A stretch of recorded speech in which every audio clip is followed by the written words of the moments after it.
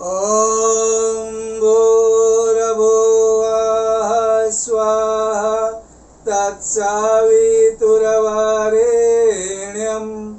भर्गो देवस्य धीमहि धियो यो नः प्रचोदयात्।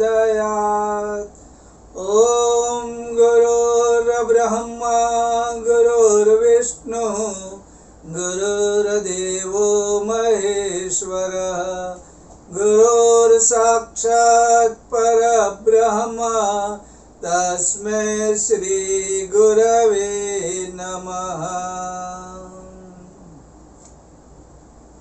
परम पूज्य गुरुदेव कहते हैं, परमात्मा ने मनुष्य आकृति दी।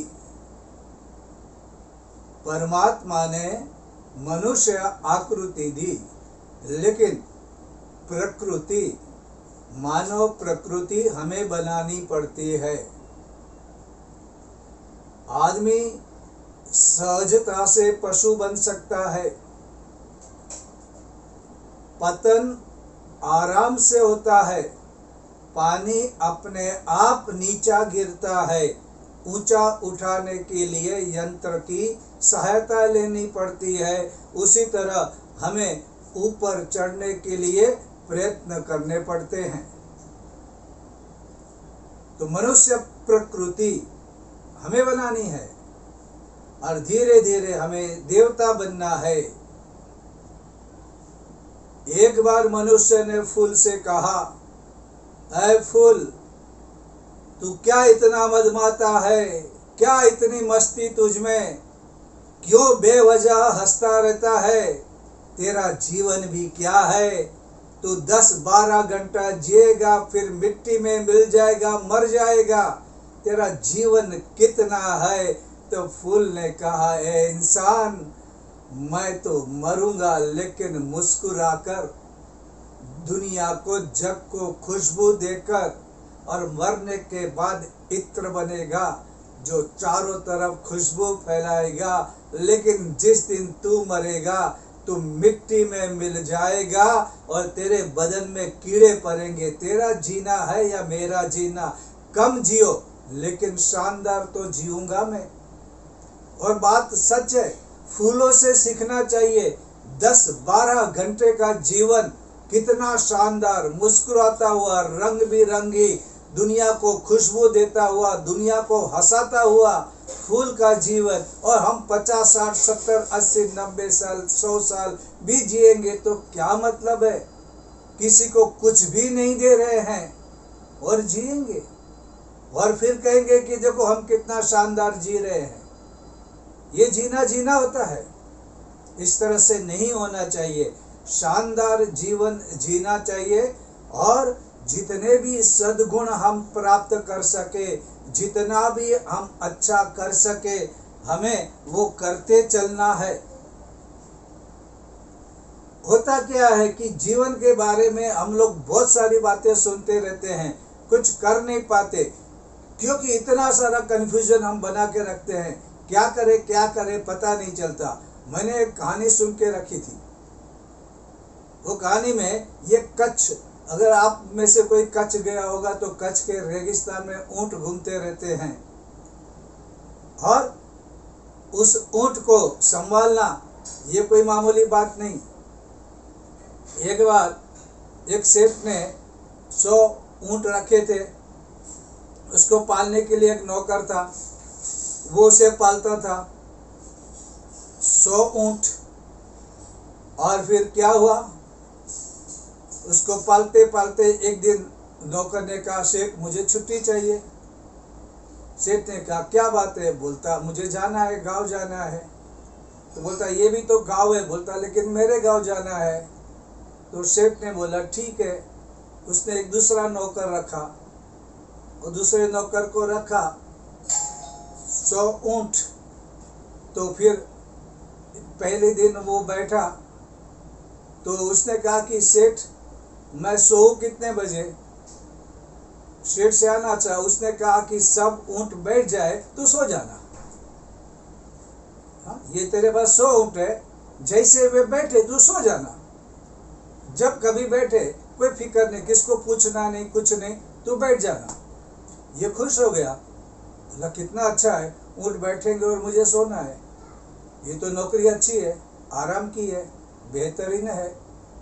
और फिर क्या हुआ, उसने रात का इंतजार किया और रात हुई तो कुछ ऊँट बैठ रहे थे, 50 ऊँट बैठे तो 25 खड़े होते थे, 25 बैठे तो 12 खड़े होते थे।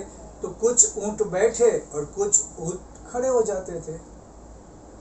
ऐसा करते करते तो रात हो गई, लेकिन सभी ऊँट एक साथ नहीं बैठे, कुछ बैठे कुछ खड़े हो गए, कुछ खड़े हुए कुछ बैठे। ये क्रम चलते रहा और ये इंतजार करता रहा। अभी तो रात को 2 बजे 3 बजे नींद आ रही है, लेकिन एक भी ऊँट ऐसा नहीं हुआ कि एक साथ बैठ जाए। तो ये तो फिर उसने सेठ से कहा, सेठ ये तो मुश्किल है, मैं क्या करूं। बोलता एक बात बार बार मत पूछ, बोला ना कि जब सब ऊँट बैठे तब सोना, अभी वापस मत आना, नौकरी से निकाल दूंगा।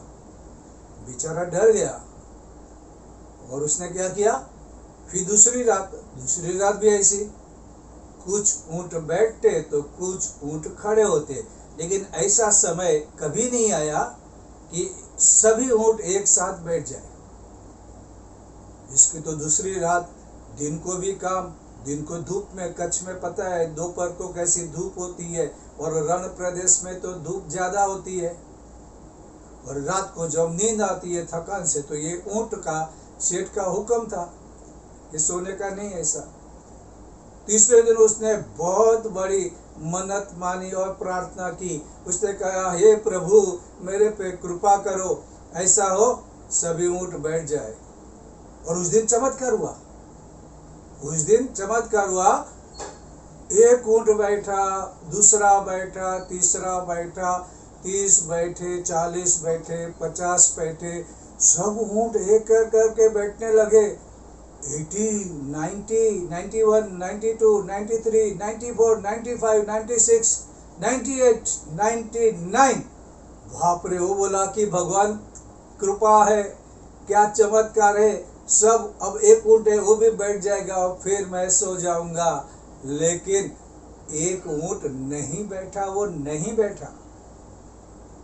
बहुत कोशिश की, बहुत, फिर उसको गुस्सा आया, उसने ऊँट को पकड़ा, उसके गले को पकड़ के जोर से नीचे की ओर खींचा ताकि वो बैठ जाए। लेकिन उसके गले में जो घंटी थी वो घंटी जोर से बजी और बाकी सब 99 ऊँट बैठे थे वो खड़े हो गए और रात ऐसी बीत गई। वो परेशान हो गया, अब क्या कर सकता हूं मैं, अब तो कुछ भी नहीं हो सकता, ये ऊँट तो तीसरी रात है, मैं सो नहीं पाया। तो वहां पे कोई सियाना आदमी आया, उसने कहा कि भाई आप तो अनुभवी है, मुझे मालूम नहीं पड़ रहा है। तो बोलता कि पागल, इसमें मैं भी नहीं बता सकता। वो जो जूना नौकर था ना, वो जूने नौकर को जाके पूछ वो क्या करता था। तो फिर वो गया जूने नौकर के पास, उसके गांव गया।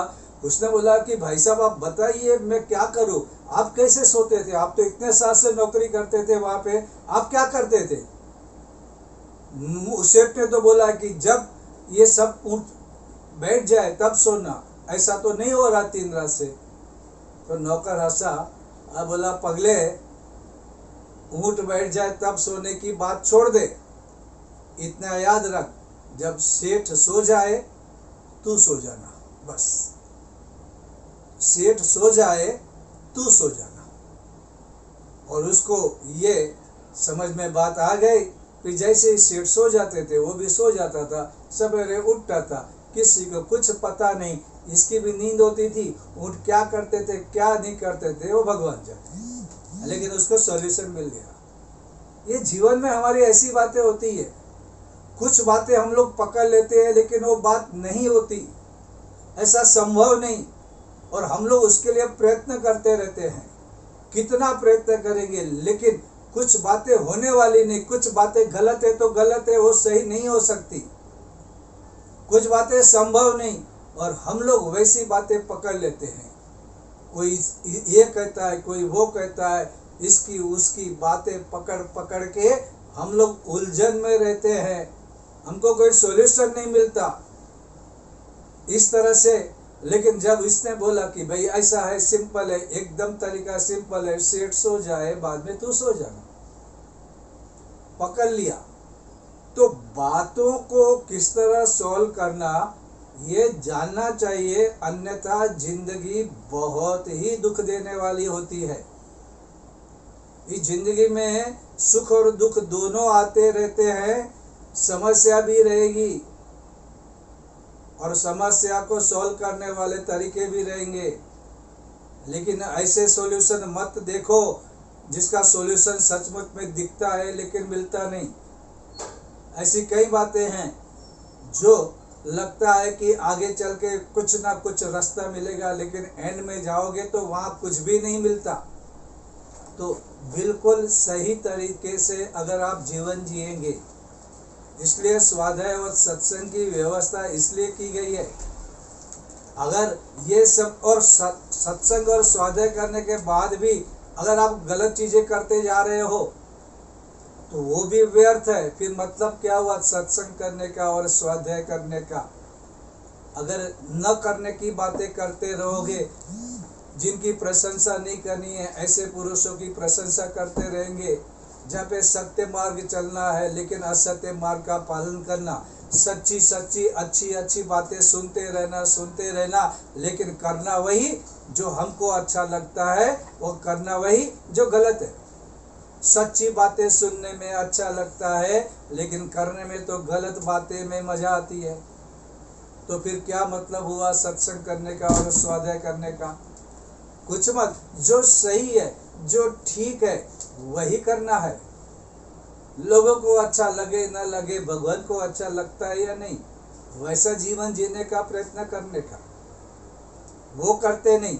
और आजकल तो अध्यात्म मार्ग में जाएंगे तो इतने निठल्ले लोग आ गए हैं, इतने लफंगे लोग आ गए हैं कि आपको मालूम ही नहीं पड़ेगा और लोग उनके पीछे लगते हैं। मैंने ऐसी कहानी सुनी थी बनारस में ही, काशी में एक बाबा आया जो युगों युगों से ही हो रहा है। बाबा नकली था, पूरी दाढ़ी बढ़ाई थी और उतने ऊपर बाल थे और बैठा था। और उसने क्या कर दिया, अपने चेले अपने शिष्य रख दिए।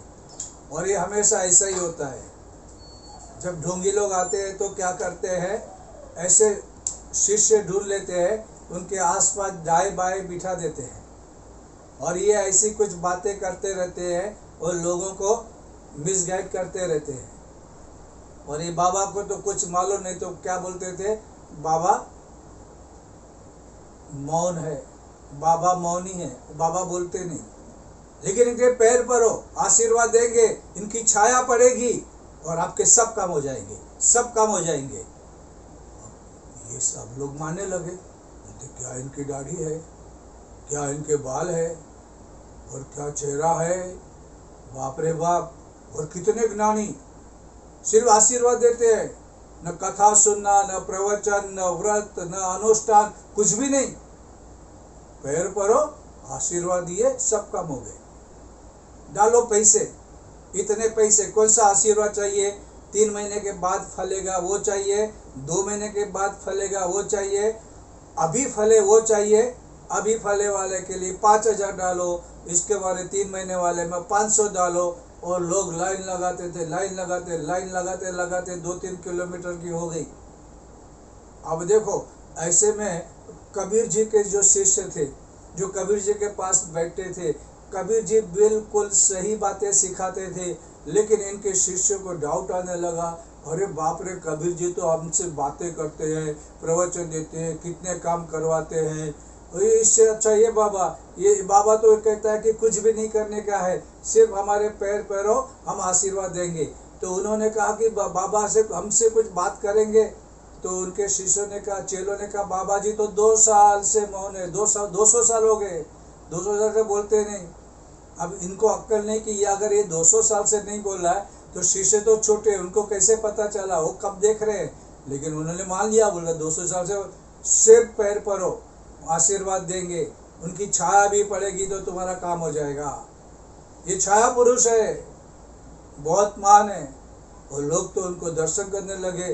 तो कबीर जी के शिष्यों को लगा ये अपना गुरु बेकार है, ये प्रवचन देता है, ज्ञान की बातें करवाता है, मेहनत करवाता है, अनुष्ठान करवाता है, ये कबीर को क्या करेंगे, छोड़ो, हम इस गुरु को मानते हैं, हम इसको गुरु बनाएंगे, हम नमस्कार करेंगे और अपना सब कुछ हो जाएगा।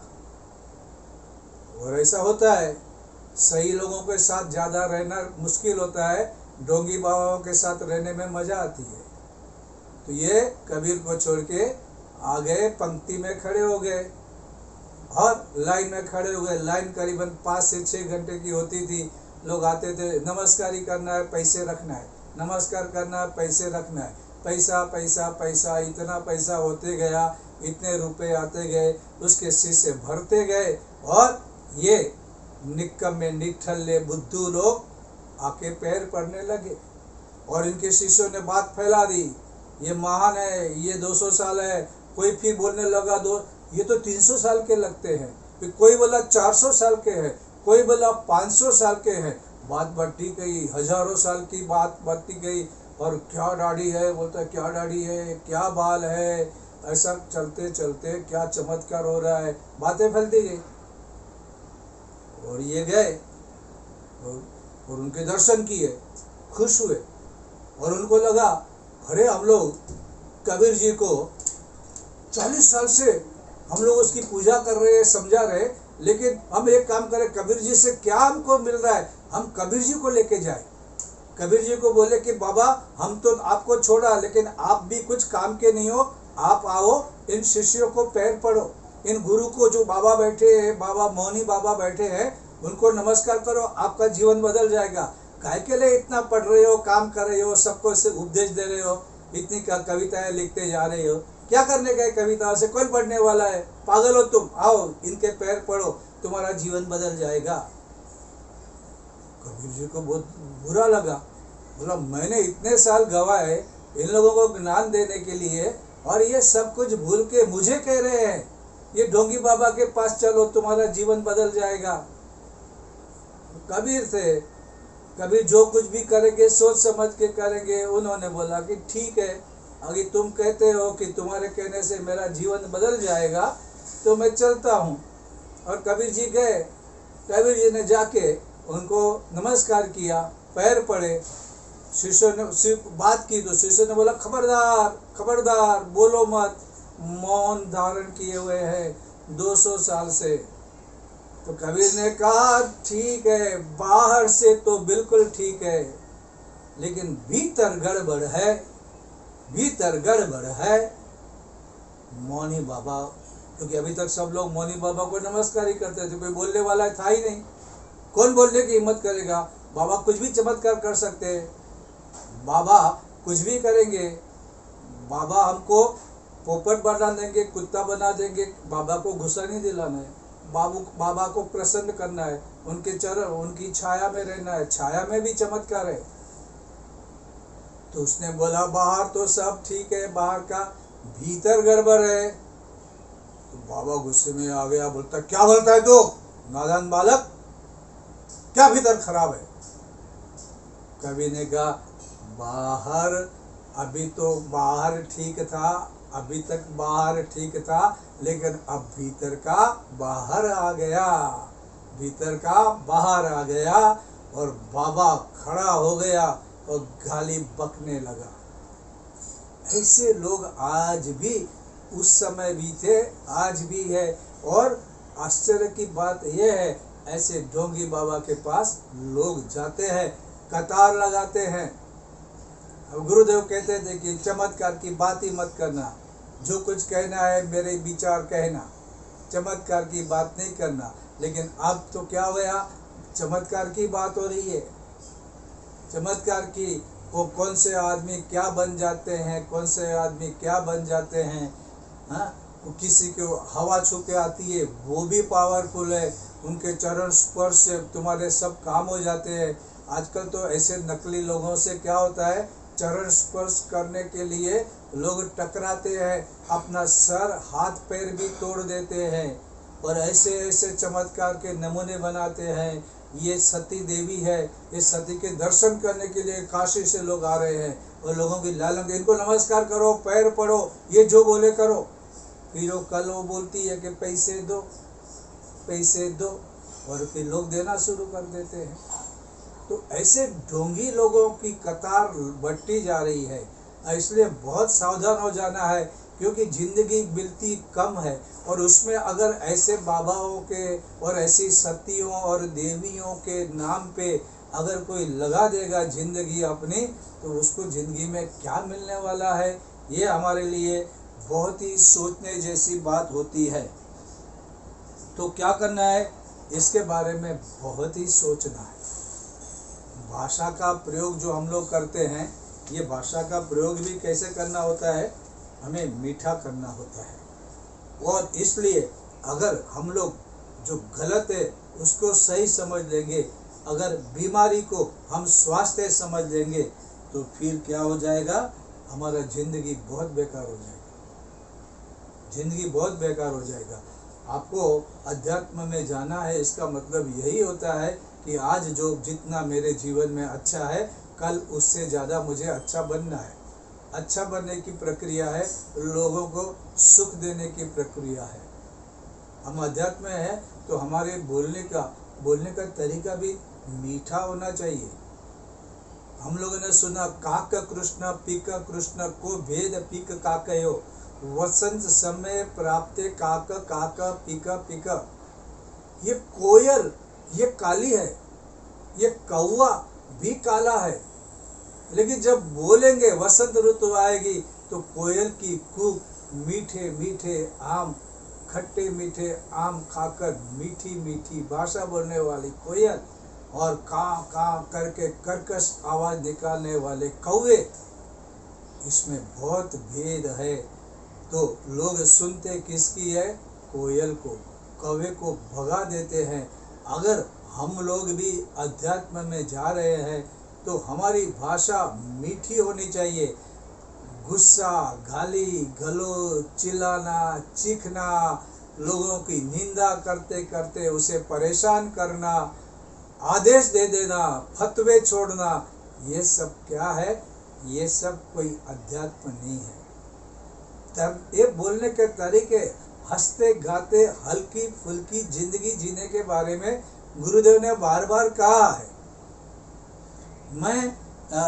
गुरुदेव ने कहा था कि नारियल जो होता है बाहर से कैसा भी दिखता है, कठोर दिखता है और उसकी रस्सियाँ ये, लेकिन जब नारियल फूटता है तो अंदर कितना सफ़ेद मीठा पानी भी है। और अगर आप नारियल खाओगे तो वो आपके स्वास्थ्य के लिए भी ठीक है। और हमको वैसा बने, हम भले बाहर से कठोर हो लेकिन अंदर से अच्छे। आजकल लोग बाहर से अच्छे लगते हैं, अंदर से पापी कठोर।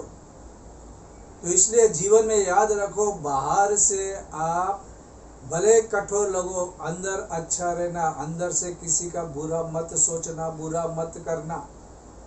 और ये जो बेर रहते हैं, ये बेर ऊपर से तो नरम लगते हैं, लेकिन अंदर ही उसका जो बीज रहता है वो कितना कठोर होता है। तो लोग क्या करते हैं, बाहर से बहुत अच्छा दिखने का प्रयत्न करते हैं, भीतर से वे कठोर होते हैं। तो बाहर ऐसा दिखावा मत करो। और अगर किसी को कहना भी है तो कभी अपमानित नहीं करो। आज पावर है, कल का क्या भरोसा है, ये सब क्या है, आज है कल नहीं है। मत जियो, कोई कितना भी कर ले, जीना है तो अच्छी तरह जीना है और हम लोगों को मीठा जीना है। एक बार ऐसा हुआ था, एक राजा ने तोता पाला था। और तोता पालने के लिए उसको तोता बहुत प्यारा था। उसने कह दिया था कि ये मुझे इतना प्यारा है, अगर कोई मुझे उसके मरने का न्यूज़ देगा तो मैं उसका सर काट देगा। मरने का न्यूज़ देखा तो सर काट देगा। और क्या हो गया, एक दिन सचमुच में तोता मर गया, क्योंकि ये प्रकृति का नियम है। अब उसको राजा को कौन बताएगा। तो वहाँ पे एक विदूषक था। विदूषक ने जाके, राजा अपना तोता उल्टा गिरा हुआ है, उसकी आंखें फटी है, उसका मुंह खुला है, उसका शरीर स्थिर हो गया है। तो राजा ने बोला कि मतलब वो मर गया है। राजा, वो मैं कैसे बोलूं, मेरी क्या औकात कि मैं ऐसे बोलूं, वो तो आपको बोलना है। और राजा समझ गया, उसने कहा तोता मर गया। तो इस तरह से बुद्धि से और हंसते हुए एक विदूषक ने ये समाचार दिए और विपत्ति से अपने आप को और सबको बचा लिया। वैसा ही एक बार आश्रम में, साबरमती आश्रम में गांधी जी जब प्रार्थना वगैरह करते थे, तो नेचुरली प्रार्थना करते हैं तो हमें जूते वगैरह पहनने की हमारे यहाँ परंपरा नहीं है। लेकिन एक आदमी जूते पहन कर अंदर घुस गया। तो अब क्योंकि वो बहुत बड़ा सेठ था, तो लोगों ने कहा इसको कैसे नाराज करी, ये तो बहुत बड़ा आदमी है। तो गांधी जी का ध्यान गया, तो गांधी जी ने कहा अरे कोई घबराओ मत, ये जूते पहन के इसलिए आ गए हैं कि इनके जो मोजे हैं, इनके जो सॉक्स है वो अंदर से फटे हुए हैं, उनको नहीं दिखाना है फटे हुए, इसलिए जूते पहन के अंदर आ रहे हैं। और जैसे उस सेठ ने सुना वो शर्माया और मेरे जूते नए हैं, फटे हुए नहीं, वो दिखाने के लिए वो बाहर गया, जूते उतार के वापस अंदर आया और सबको बोला मेरे जूते ठीक है, बिल्कुल फटे हुए नहीं है। क्या होता है, इस तरह से हंसते खेलते अगर आप किसी को सजग कर रहे हैं, जागरूक कर रहे हैं, तो ये परंपरा होनी चाहिए। ऐसा किसी को डांट कर अपमानित करके अगर आप उसको करते हो तो ये ठीक तरीका नहीं होता है।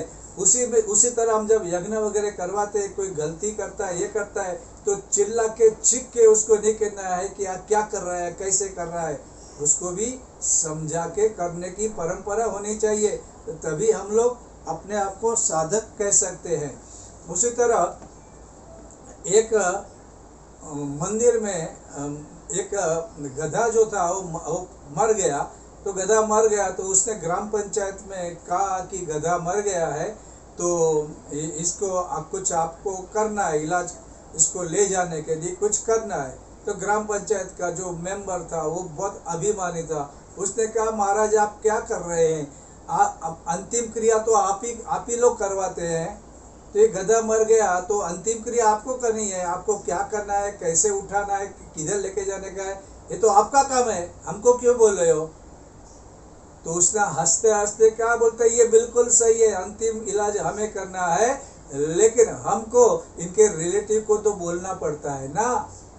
तो गधे के रिलेटिव को बोलना पड़ता है, तो उसको तू भी गधा है ऐसा नहीं बोला, लेकिन हंसते हंसते बात ऐसी कह दी जिसका अर्थ होता है कि वो भी मूर्ख है। तो इस तरह से परंपराएं चलती रहती हैं और वैसा का वैसा काम करते रहेंगे तो कम बोल के भी हम लोग अच्छा काम कर सकते हैं। बस आज के लिए इतना ही। So jag kan nere igen, actually the internal space is low and performance is declining. नाही થયો પ્રવચન.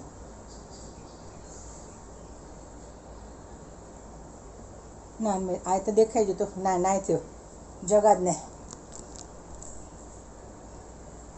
તમારે